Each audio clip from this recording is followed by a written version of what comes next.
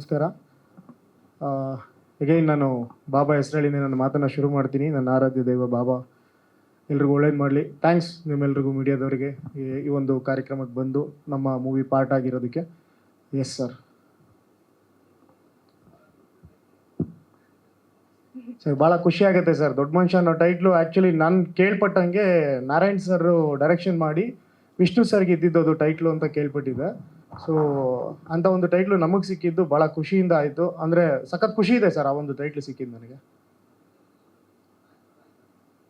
Sir ಇಲ್ಲ, ನಮ್ಮ ಬ್ಯಾನರಲ್ಲೇ ಇದೆ ಟೈಟ್ಲು. ಅದು ಎಕ್ಸ್ಪೈರ್ ಆದಮೇಲೆ ನಾವು ರಿಜಿಸ್ಟರ್ ಮಾಡ್ಕೊಂಡಿದ್ದೀವಿ ಸರ್. ಹಾಂ ಗೊತ್ತಾಗಿದೆ ಸರ್, ಗೊತ್ತಾಗಿದೆ. ನಾರಾಯಣ್ ಸರ್ ಇನ್ಫ್ಯಾಕ್ಟ್ ಒಂದು ನಮ್ಮ ಸ್ಟುಡಿಯೋದಲ್ಲಿ ಬಂದಾಗ ಮೀಟ್ ಮಾಡಿದಾಗ ಟೈಟ್ಲು ನೋಡ್ಬಿಟ್ಟು ನಮಗೆ ಅಪ್ರಿಷಿಯೇಟ್ ಮಾಡಿದ್ದು ಉಂಟು. ಅವ್ರು ತಿಳಿಸಿದಾಗಲೇ ನಮಗೂ ಅದು ಗೊತ್ತಾಗಿದೆ ಸರ್. ಸರ್ ಸಬ್ಜೆಕ್ಟು ಒಂದು ಆಲ್ಮೋಸ್ಟು ಪ್ರಶಾಂತ್ ಸರ್ ಹೇಳಿದ್ದಾರೆ. ಒಂದು ಕನಸುಗಳನ್ನ ಕಟ್ಕೊಂಡು ಬೆಂಗಳೂರಿಗೆ ಬಂದಂಥ ಒಬ್ಬ ಹುಡುಗ ಅವನ ಕನಸನ್ನು ನನಸು ಮಾಡ್ಕೊಳಕ್ಕಾಗದೆ ಮತ್ತೆ ಆಟೋ ಓಡಿಸ್ಕೊಂಡು ಅವನ ಕನಸನ್ನು ಇನ್ಯಾರೋ ನನಸು ಮಾಡ್ತಾರೆ ಅನ್ನೋ ಒಂದು ಭಾವನೆ, ಒಂದು ಕನಸನ್ನು ಬೇರೆಯವ್ರು ಕಟ್ಕೊಂಡಿದ್ದಾಗ ಅವ್ರಿಗೆ ಸಹಾಯ ಮಾಡ್ತಾ ಇರ್ತಾನೆ. So end of the day ಇವನಿಗೆ ಆ ಆಪರ್ಚುನಿಟಿ ಸಿಕ್ಕಿದಾಗ ಒಟ್ಟಾಗಿ ಎಲ್ಲ ಸೇರಿ ಎಲ್ಲರೂ ಕನಸನ್ನು ನನಸು ಮಾಡ್ಕೊಳ್ಳೋದೇ ಒಂದು ಆನ್ಲೈನ್ ಸ್ಟೋರಿ ಆಗುತ್ತೆ ಸರ್. ಸರ್ ಹಾಂ ಖಂಡಿತವಾಗ್ಲೂ ಸರ್. ಈಗ ಕಾಕಿ ಶರ್ಟ್ ತೊಟ್ಟವ್ರು ಯಾರೂ ಸೋತಿಲ್ಲ ಅನ್ನೋದೊಂದು ಹಿಸ್ಟ್ರಿ ಇದೆ. ಆಟೋ ಡ್ರೈವರ್ ಅವ್ರ ಕೈ ಹಿಡಿತು ಅಂತಂದರೆ ಅದ್ರ ಒಂದು ಚರಿತ್ರೆನೇ ಬರೆದ್ಬಿಡ್ಬೋದು ಆ ಸಿನಿಮಾ. ಸೊ ಅದೇ ಒಂದು ಹೋಪ್ಸಲ್ಲಿ ಇದ್ದೀವಿ. ಅವ್ರಿಗೆ ನಾವು ಮೋಸ ಮಾಡ್ತಾ ಇಲ್ಲ, ಯಾಕೆಂದರೆ ಒಂದು ಒಳ್ಳೆ ಸಿನಿಮಾ ಮಾಡಿದ್ದೀವಿ ಅನ್ನೋದು.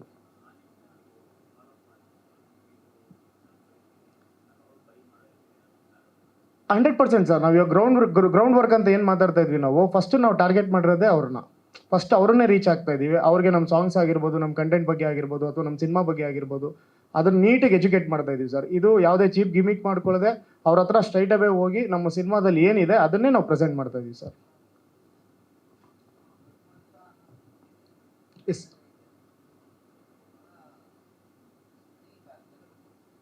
ಹಾಂ ಸರ್. ಬ್ರೀಫ್ ಆಗಿ ಅಂದರೆ ಸರ್ ದುಡ್ಡು.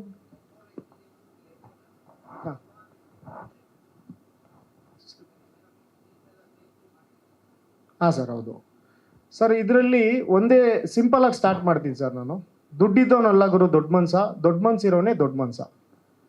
ಇದು ನಮ್ಮದು ಮೇಯ್ನ್ ಥೀಮ್ ಇಟ್ಕೊಂಡಿರೋದು. ಈಗ ನಾವೇನಂತಂದರೆ ದುಡ್ಡಿರೋರು, ಕೋಟ್ಯಾಧೀಶ್ವರರು ಅಥವಾ ಪ್ರಭಾವಿ ವ್ಯಕ್ತಿಗಳನ್ನ ನಾವು ದೊಡ್ಡ ಮನುಷ್ಯರು ಅಂತೀವಿ. ಸೊ ಅದು ಭಯದಿಂದ ಹೇಳೋ ಅಂಥದ್ದು. ಆದರೆ ಪ್ರೀತಿಯಿಂದ ಹೇಳೋ ಅಂಥದ್ದು, ಮಗ ಇವನು ಒಳ್ಳೆ ಮನಸ್ಸಿರೋ ವ್ಯಕ್ತಿ ಕಣೋ, ಇವನು ತುಂಬ ದೊಡ್ಡ ಮನುಷ್ಯ ಕಣೋ ಇವನು ಅಂತ ಪ್ರೀತಿಯಿಂದ ಹೇಳ್ತೀವಿ. ಅದೇ ಸರ್, ನಾವು ಅದೇ ರೀತಿ ಹೇಳ್ತಾ ಇದ್ದೀವಿ. ಬಟ್ ಜಾಸ್ತಿ ಒಂದು ಏನು ಮೆಜಾರಿಟಿ ಅಂತ ಕ್ಯಾಲ್ಕುಲೇಟ್ ಮಾಡಿದಾಗ ನಾವು ಮೋಸ್ಟ್ ಆಫ್ ದ ಪೀಪಲ್ಸಿಗೆ ನಾವು ಅದನ್ನೇ ಅಲ್ವಾ ಸರ್ ಹೇಳೋದು, ದುಡ್ಡಿರೋರಿಗೆ ಹೇಳ್ತಾರೆ ಅಂತ. ಸೊ ಆದರೆ ಅದೆಲ್ಲ ಇದು ನಮ್ಮ ಸಿನಿಮಾದಲ್ಲಿ ಒಂದು ನೀಟಾಗಿ ತೋರಿಸ್ತಾ ಇರೋದೇನಂತ ಹೇಳಿದ್ರೆ, ಒಂದು ಒಳ್ಳೆ ಮನಸ್ಸಿರೋ ಅಂಥ ವ್ಯಕ್ತಿಗಳು ಎಲ್ಲ ಸೇರಿದಾಗ ಒಂದು ಒಳ್ಳೆ ದೊಡ್ಡ ಮನುಷ್ಯ ಸಿನಿಮಾ ಆಗುತ್ತೆ ಅನ್ನೋದು.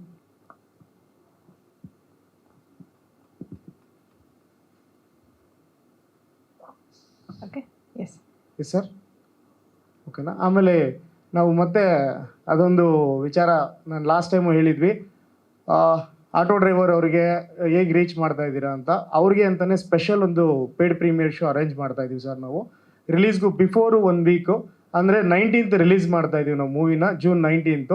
So 15th, 16th, 17th, 18th 4 ದಿನವೂ ನಾವು ಅವ್ರಿಗೆ ಅಂತಲೇ ಸ್ಪೆಷಲ್ ಆಗಿ 8 ಡಿಸ್ಟಿಕಲ್ಲಿ ಇದು ಪೇಡ್ ಪ್ರೀಮಿಯರ್ ಶೋ ಮಾಡ್ತಾ ಇದ್ದೀವಿ. ಬೆಂಗಳೂರು, ಶಿವಮೊಗ್ಗ, ತುಮಕೂರು, ಮೈಸೂರು, ಗದಗ, ದಾವಣಗೆರೆ, ಹುಬ್ಳಿ, ಇನ್ನೊಂದು ಡಿಸ್ಟಿಕ್ ಫೈನಲ್ ಮಾಡಬೇಕು. ಅದನ್ನು ಫೈನಲ್ ಮಾಡಿಕೊಂಡು ಟೈಮು, ಡೇಟು ಪ್ರತಿಯೊಂದಕ್ಕೂ ಅದಕ್ಕೆ ಆದಂಥ ಒಂದು ಆ್ಯಪ್ನ ರೆಡಿ ಮಾಡಿದ್ದೀವಿ. ನಾವು ಅವ್ರಿಗೆ ಕೊಡ್ತಾ ಇರೋಂಥ ರೆಸ್ಪೆಕ್ಟು ಜೊತೆಗೆ ಅವ್ರಿಗೆ ಒಂದು ಟ್ರಿಬ್ಯೂಟ್ ಸರ್ ಇದು.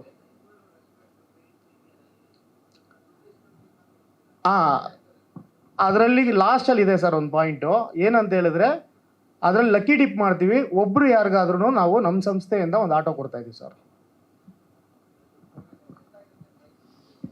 ಅದು ನಿಮಗೆ ಗೊತ್ತಿರುತ್ತಲ್ಲ ಸರ್, 100 ರೂಪಾಯಿ 120 ರೂಪಾಯಿ ಇಡ್ಬೋದು ನಾವು ಮ್ಯಾಕ್ಸಿಮಮ್ ಅಂತಂದರೆ.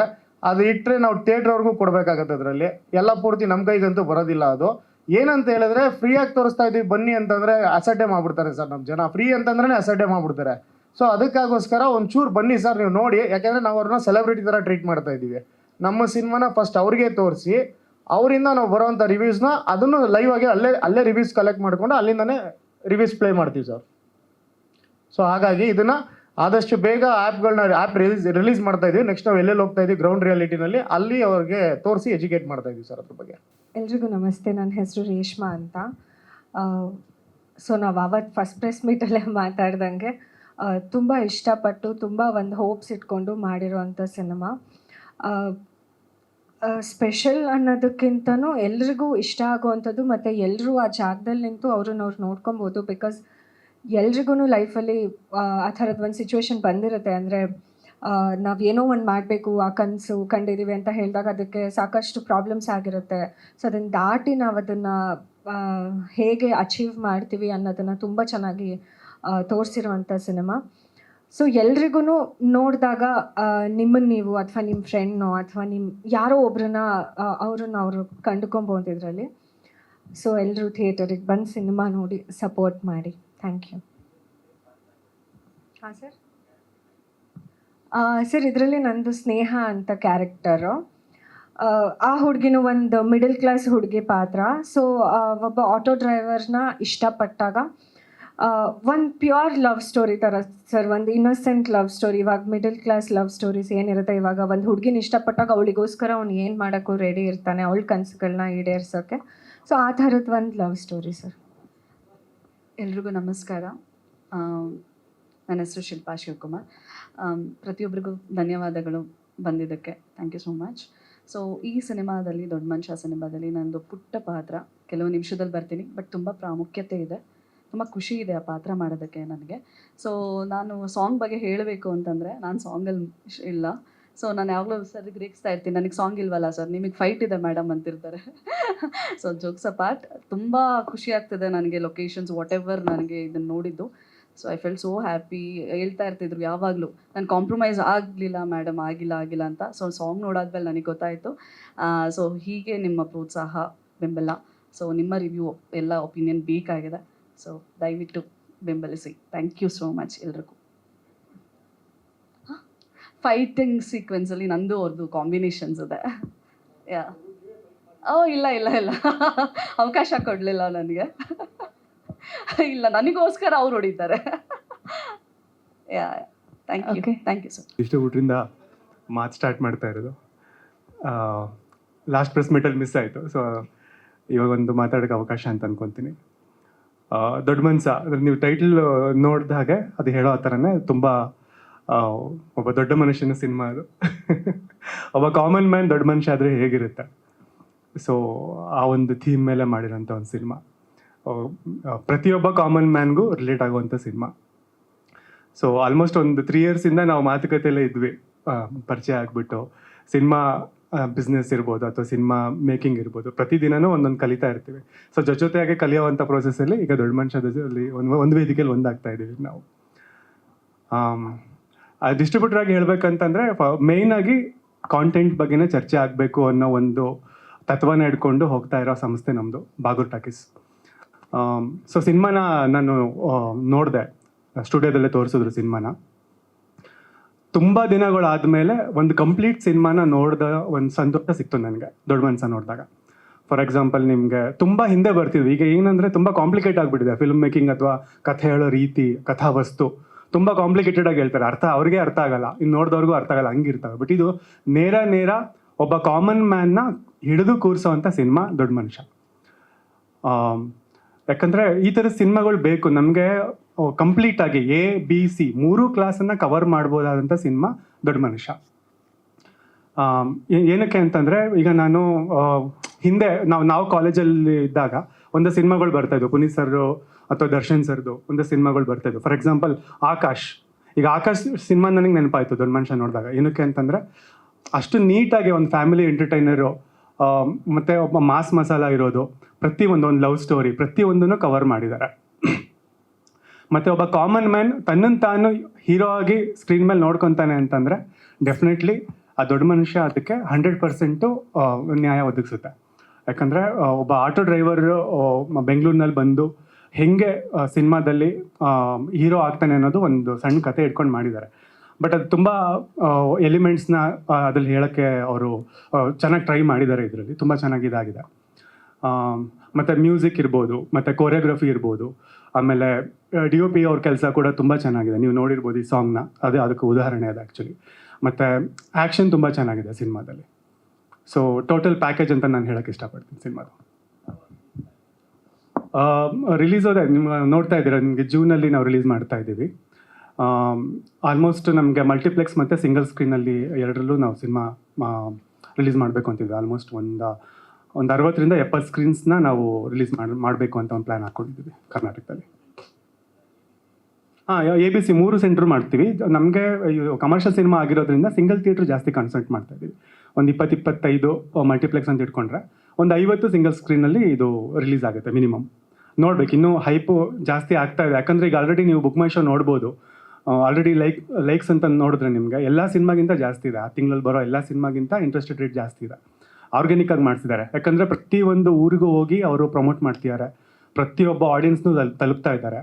ಮತ್ತು ಗ್ರೌಂಡ್ ವರ್ಕ್ ತುಂಬ ಚೆನ್ನಾಗಿ ಮಾಡ್ತಾ ಇದ್ದಾರೆ. ನಾನು ಇತ್ತೀಚೆಗೆ ಬರ್ತಿರೋ ಹೊಸಬ್ರ ಸಿನಿಮಾಗಳಿಗೆ ಹೋಲಿಸಿದ್ರೆ ಈ ಸಿನಿಮಾಗೆ ಡೆಫಿನೆಟ್ಲಿ ಓಪನಿಂಗ್ ತುಂಬ ಚೆನ್ನಾಗಿರುತ್ತೆ. ನಮಗೆ ಕೈ ಹಿಡಿದ್ರೆ ಡೆಫಿನೆಟ್ಲಿ ಅದು ಒಂದು 3 ವೀಕ್ ತುಂಬ ಚೆನ್ನಾಗಿ ಹೋಗುತ್ತೆ ಸಿನಿಮಾ, ಅಷ್ಟಂತ ನಾನು ಹೇಳ್ಬೋದು. ಪ್ರಾಕ್ಟಿಕಲಿ ವರ್ಕ್ ಮಾಡ್ತಾ ಇದ್ದಾರೆ. ಸೊ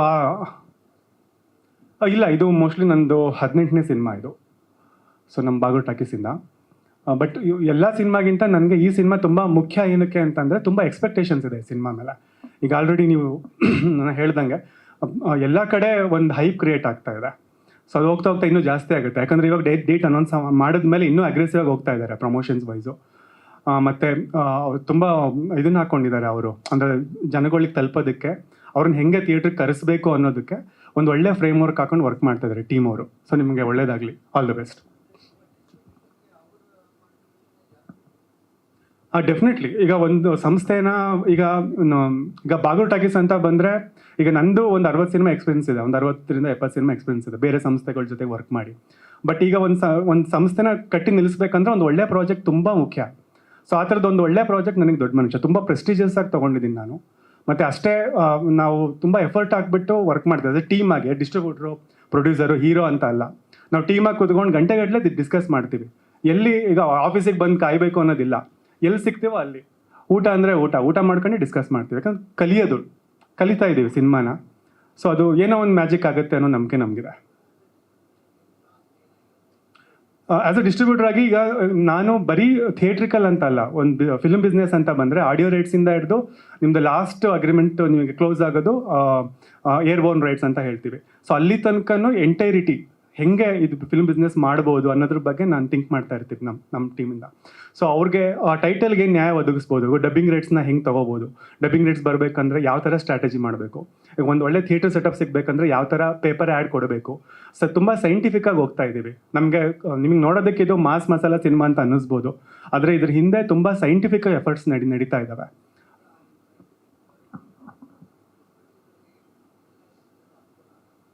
ಡೆಫಿನೆಟ್ಲಿ ಆಗುತ್ತಾ.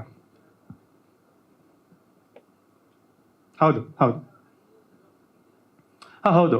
ಈಗ ಅಂದರೆ ಫಾರ್ ಎಕ್ಸಾಂಪಲ್ ಹೇಳ್ತೀನಿ, ಟ್ರಾನ್ಸ್ಪರೆನ್ಸಿ ತರಬೇಕು ಅನ್ನೋ ನಿಟ್ಟಿನಲ್ಲೇ ನಮ್ಮಂಥ ಯುವಕರು ಒಂದಷ್ಟು ಜನ ಸಿನಿಮಾ ಇಂಡಸ್ಟ್ರಿಗೆ ಬಂದು ಒಂದು ಎಫರ್ಟ್ಸ್ನ ಹಾಕ್ತಾ ಇದ್ದಾರೆ. ಆ ನಿಟ್ಟಿನಲ್ಲಿ ಹೆಂಗೆ ಹೇಳಬೇಕು ಅಂದರೆ, ನಾವು ರೂಲ್ಸ್ ಹೆಂಗೆ ಬ್ರೇಕ್ ಮಾಡ್ತೀವಿ ಅಂದರೆ ಟ್ರಾನ್ಸ್ಪರೆನ್ಸಿದು. ಈಗ ಒಂದು ಪೋಸ್ಟರ್ ಪ್ರಿಂಟ್ ಮಾಡಬೇಕು. ಸೊ ಪೋಸ್ಟರ್ ಪ್ರಿಂಟ್ ಮಾಡಬೇಕು, ಆಮೇಲೆ ಪ್ರತಿಯೊಂದು ಪೋಸ್ಟರ್ ಪೇಸ್ಟ್ ಮಾಡಿಸ್ಬೇಕು ಅಂತಿರುತ್ತೆ, ಅಥವಾ ಸ್ಟ್ಯಾಂಡೀಸ್ ಪ್ರಿಂಟಿಂಗ್ ಅಂತಿರುತ್ತೆ. ಈಗ ಏನೋ ಒಂದು ಪ್ಯಾಕೇಜ್ ಕೊಟ್ಬಿಡಿ ನಾನು ಮಾಡಿಸ್ಬಿಡ್ತೀನಿ ಅಂತ ಹೇಳಿ ಅವ್ರಿಗೆ ಕಣ್ಣಿಗೆ ಏನೋ ಒಂದು ಮಾಡೋದು ಬೇರೆ. ಬಟ್ ಇಲ್ಲಿ ಹೆಂಗಾಗುತ್ತೆ, ಪ್ರತಿಯೊಬ್ಬರು ನಾವು ಟೀಮಾಗಿ ಕೂತ್ಕೊಂಡು ಪ್ಯಾನಲ್ಲಿ ಡಿಸ್ಕಸ್ ಮಾಡಿದ್ವಿ. ಈಗಲೂ ನೋಡ್ಬೋದು, ನಿಮಗೆ ಆಟೋ ಪಬ್ಲಿಸಿಟಿ ಅವ್ರು ಬಂದಿದ್ದಾರೆ. ಸೊ ಅವರು ನಮ್ಮ ಟೀಮ್ ಜೊತೆಯಾಗಿ ಇದ್ಕೊಂಡು ಯಾವುದನ್ನು ಮಾಡಬೇಕು ಯಾವುದನ್ನು ಮಾಡಬಾರ್ದು ಅದನ್ನು ನೀಟಾಗಿ ಮಾಡ್ತಾ ಇದ್ದೀವಿ. ಈಗ ಮಲ್ಟಿಪ್ಲೆಕ್ಸಿಗೆ ನಾವು ಒಳ್ಳೊಳ್ಳೆ ಶೋಸ್ ತೊಗೋಬೇಕಂದ್ರೆ ಒಂದು ಸ್ಟ್ರಾಟಜಿ ಇರುತ್ತೆ. ಸೊ ಒಂದು ಅಮೆಝಾನ್ಗೆ ನಾವು ಟೈಟಲ್ನ ಪ್ರೆಸೆಂಟ್ ಮಾಡಬೇಕಂದ್ರೆ ಅದಕ್ಕೊಂದು ಪ್ರೋಟೋಕಾಲ್ ಅಂತಿದೆ. ಈಗ ಅಪ್ಡೇಟ್ ಆಗಿದೆ, ಲಾಸ್ಟ್ ವೀಕ್ ತಾನೇ ಬಂತು ನಮಗೆ. Sir you are not audible. ಹೌದು ಮಾಡಿದ್ದೀವಿ. ಈಗ ಆಲ್ರೆಡಿ ಈಗ ಆಡಿಯೋ ರೈಟ್ಸಿಂದ ಸ್ಟಾರ್ಟ್ ಮಾಡಿದ್ದೀವಿ. ಮತ್ತು ಫಿಲ್ಮ್ ಬಿಸ್ನೆಸ್ ಅಂದರೆ ಪೋಸ್ಟ್ ರಿಲೀಸ್ ಏನಿರುತ್ತೆ ಫಿಲ್ಮ್ ಬಿಸ್ನೆಸ್, ಸೊ ಅದಕ್ಕೂ ಆಗಲೇ ನಾವು ಫ್ರೇಮ್ ವರ್ಕ್ ಮಾಡಿ ಅಪ್ರೋಚಸ್ ಮಾಡ್ತಾ ಇದ್ದೀವಿ ಆಲ್ರೆಡಿ.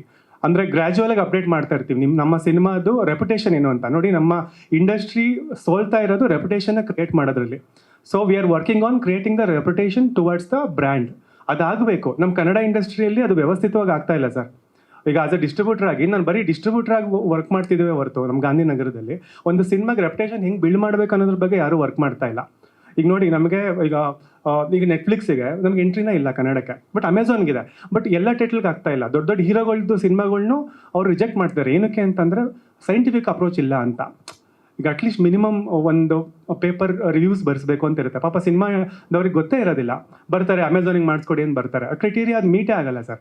ಈಗ IMDb ಇಂದ ಹಿಡಿದು ಪ್ರತಿಯೊಂದು ವೆಬ್ಸೈಟಲ್ಲೂ ನಮ್ಮದು ನೀಟಾಗಿ ಗೊತ್ತಾಗಬೇಕು. ಯಾಕಂದರೆ ಸಿನಿಮಾ ಬಿಸ್ನೆಸ್ ಮಾಡೋರು ಯಾರು ಕನ್ನಡದವರಲ್ಲ, ಎಲ್ಲ ಮುಂಬೈ ಬೇಸ್ ಇರುತ್ತೆ, ಎಲ್ಲ ಚೆನ್ನೈ ಬೇಸ್ ಇರುತ್ತೆ. ಅವರಿಗೆ ಕನ್ನಡ ಗೊತ್ತಿರಲ್ಲ. ನಾವಿಲ್ಲಿ 1000 ಆರ್ಟಿಕಲ್ಸ್ ಬರ್ಸಿದ್ರು ಕನ್ನಡದಲ್ಲಿ, ಅದು ನಮ್ಮ ಪ್ರೇಕ್ಷಕರಿಗೋಸ್ಕರ ಮಾಡಿರ್ತೀವಿ. ಅದು ಬಿಸ್ನೆಸ್ ಅಂತ ಮಾಡ್ಬೇಕಂತಂದ್ರೆ ಅದಕ್ಕೆ ಅಂತ ಒಂದು ಸ್ಟ್ರಾಟಜಿ ಇದೆ.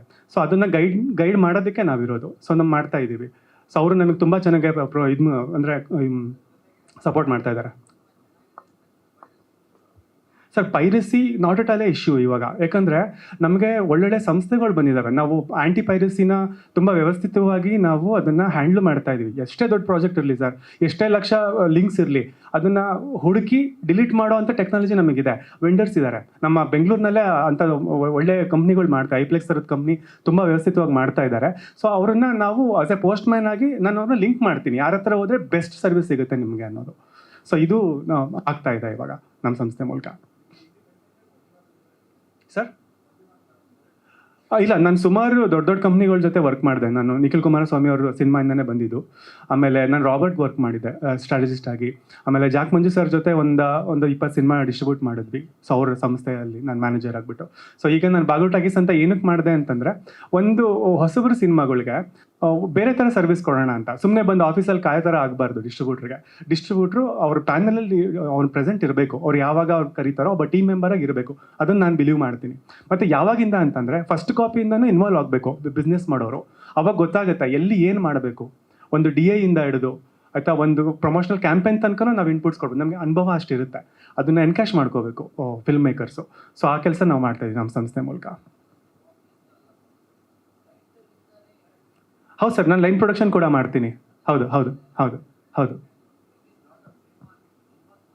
ಹೌದು ಸರ್. ಯಾಕಂದರೆ ಈಗ ನನ್ನ 65 ಸಿನಿಮಾದಲ್ಲಿ ಆಲ್ಮೋಸ್ಟ್ ಒಂದು 10ರಿಂದ 15 ಸಿನಿಮಾ ನಾವು ಲೈನ್ ಪ್ರೊಡಕ್ಷನ್ ಮಾಡ್ತಾ ಇದ್ದೀವಿ. ಬಾಗು ಟಾಕೀಸ್ ಮೂಲಕನೇ ಸ್ಕ್ರಿಪ್ಟಿಂದನೇ ಇನ್ವಾಲ್ವ್ ಆಗ್ತಾ ಇದ್ದೀವಿ ಸರ್. ಬಟ್ ಕೆಲವೊಂದು ಸತಿ ಎಲ್ಲರೂ ನಮ್ಗೆ ಅಷ್ಟು ಬೇಗ ಸಿಗಲ್ಲ, ಲೇಟಾಗಿ ಸಿಗ್ತಾರೆ. ಬಟ್ ನಮ್ಮ ಬೆಸ್ಟ್ ಏನು ಮಾಡ್ಬೋದು ಅದನ್ನು ನಾವು ಮಾಡ್ತೀವಿ ಇನ್ವಾಲ್ವ್ ಆಗಿಬಿಟ್ಟು.